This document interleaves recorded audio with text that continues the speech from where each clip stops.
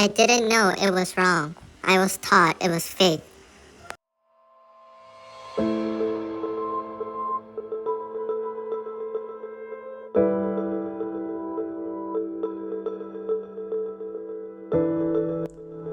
Now, you may be wondering, who the hell is this guy? Well, this is Chung Myung-sok, the infamous cult leader who manipulated and deceived millions of people. Chung Myung-sok was born in 1945 in Jinsamyeon, South Korea. As a child, he grew up with 6 siblings, which limited his access to public education. Then, in his 20s, he joined the Unification Church, a global cult where he worked as an instructor and follower under Sun Myung-moon, the cult leader. In 1980, he founded his infamous cult, commonly known as the Providence Church. There he called himself the Messiah, recruiting young students and demanding loyalty, only to sexually assault multiple followers. It wasn't until 2008 that he was finally sentenced to prison. After his release, he was later sentenced to an additional 17 years for more sexual assault charges. But this raises a question. Why did it take so long for the justice system to uncover what was happening? To answer that question, we interviewed a former JMS believer and a victim of sexual assault by JMS.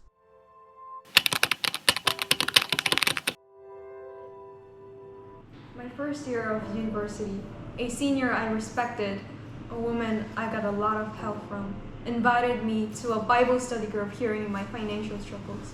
I thought it sounded nice, actually.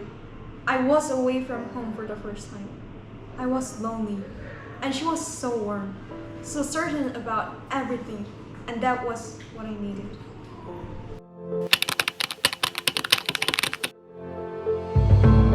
Because there was nothing to suspect.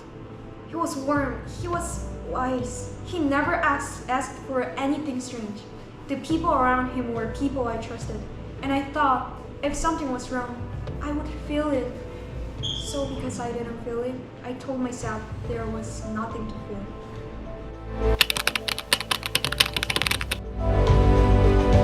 I was told it was an honor, that he personally wanted to pray over me, that God had identified something in me, a calling as. So I went, of course I went. I had spent 2 years being told this man was chosen by God. Why would I be afraid?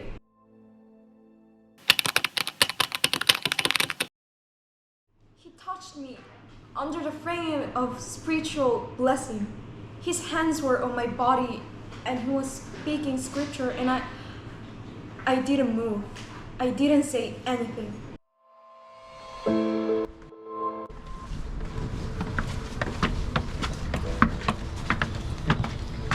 Yeah, ask it specifically. That means something. Don't be nervous. Just go for it. Thank you.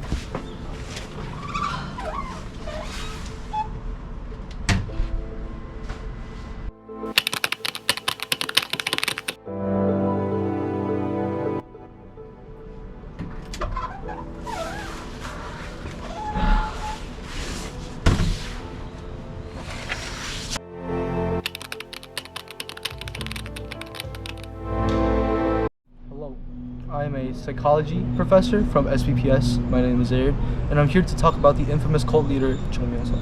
Thank you, Mr. Aaron, for being here. From a psychiatric standpoint, what kind of person is Chung Myung-sok? Well, he's of course an interesting guy, but what we observe in Chung Myung-sok is a consistent with what researchers call the Dark Triad. You see, the Dark Triad is a constellation of 3 personality traits.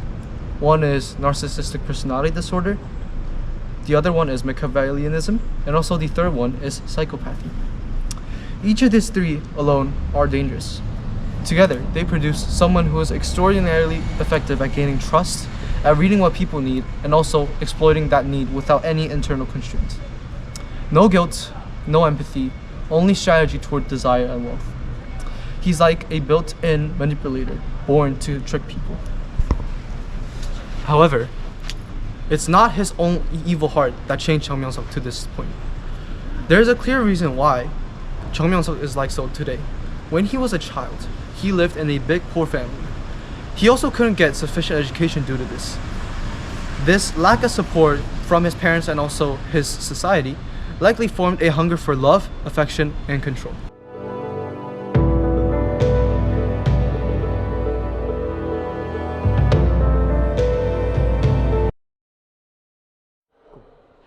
Mr. Jusu, do you know anything about Sasabu? Can you tell us something? I don't know anything. I'll give you $1,000. Oh, I know 사사부.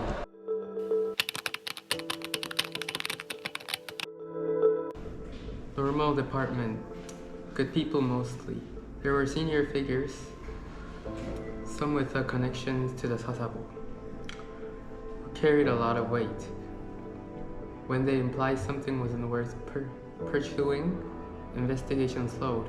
Nobody questioned that. I didn't question it either. That's what I have to live with.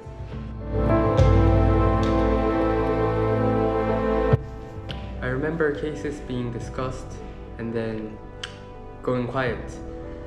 Victims had come forward. Reports were credible.